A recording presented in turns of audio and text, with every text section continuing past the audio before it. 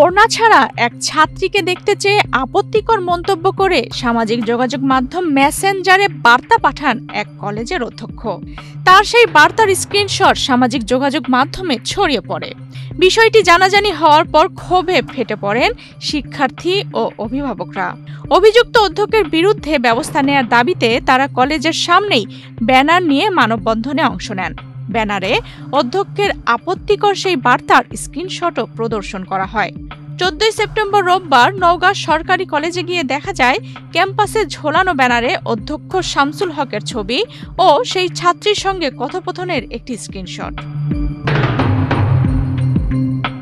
জানা গেছে নওগাঁ সরকারি কলেজের অধ্যক্ষ প্রফেসর শামসুল হকের বিরুদ্ধে একমাত্র স্মার্ট সিটি বসুন্ধরা আধুনিকতায় এক ধাপ এগিয়ে একাধিক ছাত্রীকে ফেসবুক মেসেঞ্জারে আপত্তিকর বার্তা পাঠানো এবং অনৈতিক সম্পর্কে জড়ানোর জন্য চাপ দেওয়ার অভিযোগ রয়েছে।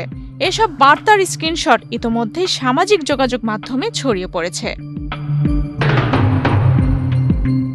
স্ক্রিনশটে দেখা গেছে অধ্যক্ষ ছাত্রীকে উদ্দেশ্য করে ওড়না ছাড়া একটি ছবি পাঠানোর অনুরোধ করেন এবং বিভিন্ন সাজে দেখতে চাওয়ার জন্য অশালীন মন্তব্য করেন। এ ঘটনায় ক্ষোভে ফেটে পড়ে শিক্ষার্থীরা। কলেজের মূল ফটকে এসব স্ক্রিনশট টানিয়ে প্রতিবাদে শামিল হন শিক্ষার্থী ও অভিভাবকরা। যেখানে সন্তানদের নিরাপত্তা, শিক্ষা সবকিছু যারা তৈরি করে গড়ে তুলবে, তাদেরকে যদি তারা পা পিছলিয়ে বিপথে যেতে চায় পারে, সেইখান থেকে ফিরিয়ে নিয়ে আসতে পারে এক শিক্ষক। সেই শিক্ষকদের অভিযোগ নিয়ে আজকে আমাকে কথা বলতে হচ্ছে। কেন? এটা খুবই কষ্টজনক আমার কাছে। আমি কখনো আশা করতে পারি নাই যে আজকে কলেজে আমাকে সন্তানদের জন্য এভাবে কথা বলতে হবে। আজকে আমি তাদের কাছে যাব, কিভাবে সেজে থাকে এগুলো দেখার জন্য আসে। তার মাথায় তো শিক্ষা নিয়ে কোনো চিন্তা নেই।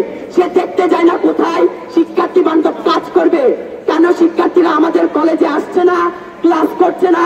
কেন শিক্ষার্থীরা আমাদের শিক্ষা বান্ধব পরিবেশের সাথে যুক্ত হচ্ছে না?